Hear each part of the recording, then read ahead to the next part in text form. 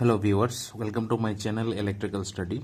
After watching the video, if you think that it is helpful to you, then kindly do subscribe my channel and press the bell icon so that you will get notified when I upload a new video in my channel. Also request you all to kindly do like and share my video as much as possible. तो DC machine की हमारे जो अभी series हम study कर रहे हैं, उसमें पिछले वीडियो में हमने स्टडी किया था कि किस तरह से हम लोग सेपरेटली एक्साइटेड डीसी मशीन का जो कैरेक्टरिस्टिक्स डायग्राम है उसको ड्रॉ कर सकते हैं। तो उसी वीडियो का जो कंटिन्यूशन पार्ट है आज पार्ट 2, इसमें डिस्कस करेंगे कि किस तरह से हम लोग सीरीज मशीन में, दैट मीन सीरीज जनरेटर का कैरेक्टरिस्टिक्स कर्व को किस तरह से हम ड्रॉ कर सकते हैं। तो विदाउट वेस्टिंग टाइम आज के वीडियो शुरू करेंगे। इससे पहले एक रिक्वेस्ट है कि अगर आप लोग पिछले वीडियो को वॉच नहीं किए तो प्लेलिस्ट का लिंक डिस्क्रिप्शन बॉक्स में होगा, सिंपली विजिट करके आप लोग पहले उस वीडियो को वॉच कीजिए, जिससे जो बेसिक कंसेप्ट है वो क्लियर हो जाएगा। तो आज का हमारा टॉपिक है जो characteristics of DC series generator. Okay, तो उससे पहले मैं थोड़ा कॉन्सेप्ट पिछले वीडियो का यहाँ पे डिस्कस करूंगा। कैरेक्टरिस्टिक्स को हम बेसिकली 3 टाइप्स पे डिवाइड कर सकते हैं। फर्स्ट हम लोग बोलेंगे इसको ओपन सर्किट कैरेक्टरिस्टिक्स, इसको हम लोग नो लोड कैरेक्टरिस्टिक्स या फिर मैग्नेटाइजेशन कैरेक्टरिस्टिक्स के नाम से भी जानते हैं। बेसिकली इस जो ओपन सर्किट कैरेक्टरिस्टिक्स होगा वो नो लोड वोल्टेज और एक्साइटेशन करंट के बीच में हम लोग ड्रॉ करेंगे। इसके बाद आएगा इंटरनल कैरेक्टरिस्टिक्स। तो इंटरनल कैरेक्टरिस्टिक्स मतलब मशीन के अंदर में जो पैरामीटर है उससे हम लोग कैरेक्टरिस्टिक्स ड्रॉ करते हैं।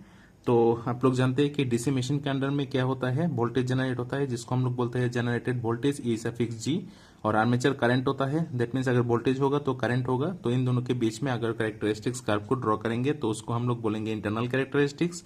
और third one is external characteristics. तो एक्सटर्नल कैरेक्टरिस्टिक्स मतलब जनरेटर के साथ जो लोड कनेक्टेड होता है, लोड के अक्रॉस जो भी पैरामीटर्स है उसके जो डायग्राम है उसका जो कैरेक्टरिस्टिक्स है हम ड्रॉ करते हैं।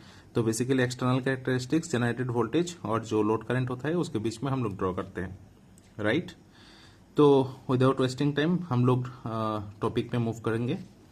तो यहाँ पे मैंने एक सिंपली सर्किट डायग्राम यहाँ पे कंसीडर किया है सीरीज जनरेटर का, जिसमें यहाँ पे जो सर्कुलर पार्ट है इसको हम लोग बोलते हैं आर्मेचर। तो आर्मेचर में क्या रहता है, वाइंडिंग्स रहता है। तो वाइंडिंग्स का रेजिस्टेंस होता है, उसको हम आर सफिक्स ए से डिनोट करेंगे, winding resistance, that means armature resistance. और जब भी मशीन रोटेट करेगा, आर्मेचर रोटेट करेगा, तभी यहाँ पे क्या होगा, वोल्टेज जनरेट होगा। तो उसको हम लोग बोलेंगे जनरेटेड वोल्टेज ई सफिक्स जी। इसीलिए मशीन के अंदर में ई से हमने यहाँ पे डिनोट किया है। और अगर वोल्टेज जनरेट होगा तो यहाँ पे क्या होगा, करंट जनरेट होगा। करंट को हम लोग बोलेंगे आर्मेचर करंट, राइट। तो यहाँ पे आर्मेचर करंट भी हम लोग डिनोट करेंगे यहाँ पे आई सफिक्स ए। इसके बाद हमारा आएगा जो फील्ड रेजिस्टेंस होता है। तो फील्ड रेजिस्टेंस यहाँ पे हम कंसीडर किया है क्योंकि ये सीरीज फील्ड है, इसलिए R suffix S E, that means series field resistance, right. तो सीरीज फील्ड रेजिस्टेंस से जो करंट पास होगा उसको हम बोलते हैं सीरीज फील्ड करंट, जिसको हम आई सफिक्स एस ई से डिनोट करेंगे, ओके। और सीरीज में लोड कनेक्टेड होता है, तो लोड के अक्रॉस जो करंट फ्लो होता है उसको हम क्या बोलते हैं, I suffix L, that means load current. तो क्योंकि यहाँ पे सीरीज और लोड, सीरीज फील्ड और लोड सीरीज में कनेक्टेड है, इसीलिए जो लोड करंट होता है वो सीरीज फील्ड करंट से इक्वल होता है। यहाँ पे हमने यहाँ पे शो किया है। इसके बाद हमारा लोड यहाँ पे होता है, यहाँ पे हमने एक रेजिस्टिव लोड को कंसीडर किया है, और लोड के अक्रॉस जो वोल्टेज होता है उसको हम वी से डिनोट किया है, that means terminal voltage, okay. और उसका जो ग्राफ होगा, ग्राफ दरअसल ऐसा होगा। तो क्यों ग्राफ इस तरह से शो किया जाता है इसको अभी हम डिस्कस करेंगे, ओके। सो फर्स्ट जो ग्राफ होता है वो हम लोग डिस्कस करेंगे ओपन सर्किट कैरेक्टरिस्टिक्स, ओके, मतलब this one, okay. Open circuit characteristics मतलब दिस वन।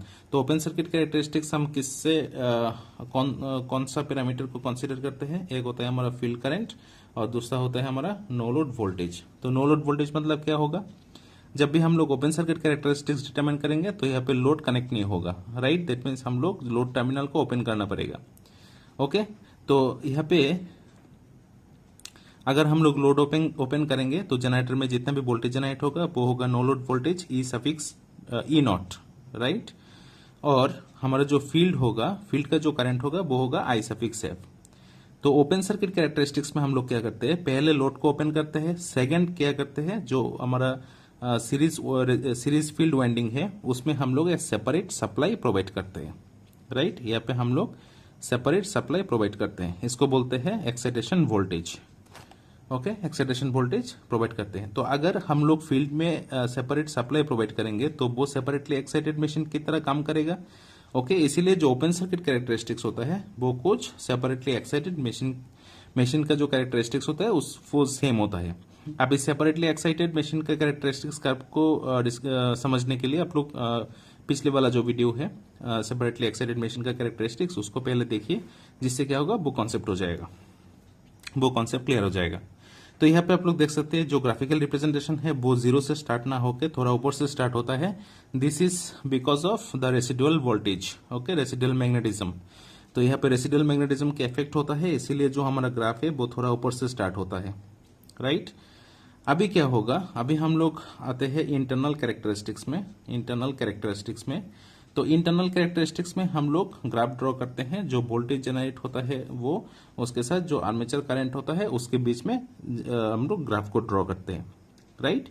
तो इसी ग्राफ को समझने के लिए पहले हम लोगों को ओपन सर्किट कैरेक्टरिस्टिक्स के ग्राफ को ड्रॉ करना पड़ेगा। ये कौन सा ग्राफ है, ओपन सर्किट कैरेक्टरिस्टिक्स का ग्राफ है। ओके, तो ओपन सर्किट कैरेक्टरिस्टिक्स अभी हमने ड्रॉ कर लिया है। अभी हम लोग लोड को यहाँ पे कनेक्ट कर सकते हैं। तो जब भी हम लोड को कनेक्ट करेंगे तभी क्या हो जाएगा, हमारा सर्किट कंप्लीट हो जाएगा और सर्किट में करंट फ्लो होना स्टार्ट हो जाएगा। ओके, अगर सर्किट में करंट फ्लो होगा तो यहाँ पे जो सीरीज फील्ड है, सीरीज फील्ड के थ्रू भी करंट फ्लो पास हो जाएगा।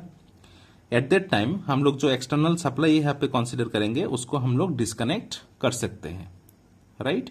अगर डिस्कनेक्ट करें तो आप लोग देख सकते हैं यहाँ पे हमारा वोल्टेज जनरेट होगा, तो यहाँ पे आर्मेचर करंट होगा, यहाँ पे जो सीरीज फील्ड करंट होगा ISC और यहाँ पे लोड करंट होगा I∠L।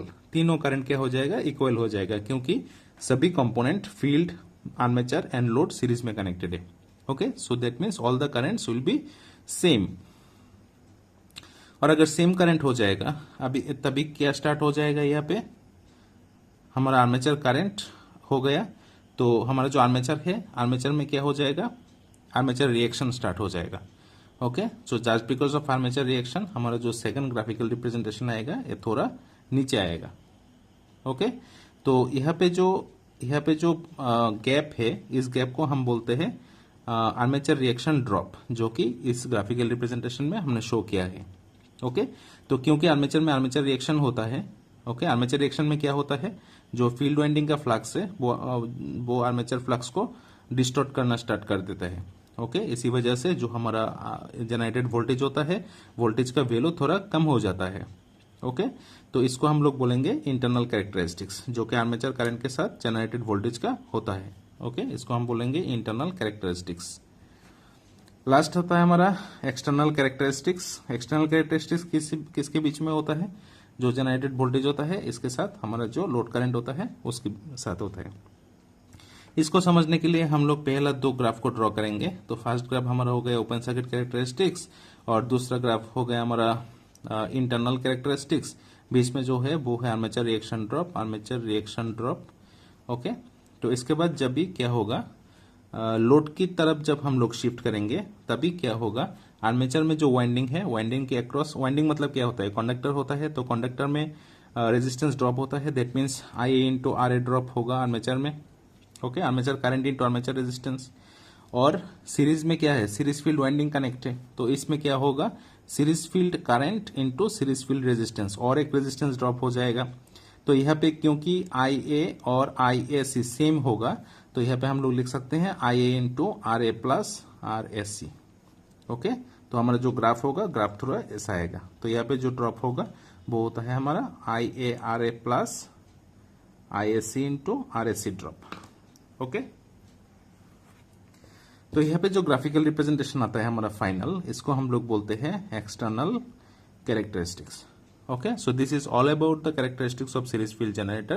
I hope all of you have understood each and every steps of this graphical representation. Still you have any queries, you can ask in comment section. And video अगर अच्छी तरह से समझ में आ गया तो video को लाइक कीजिएगा और जितना ज्यादा हो सके शेयर कीजिएगा। Thank you for watching.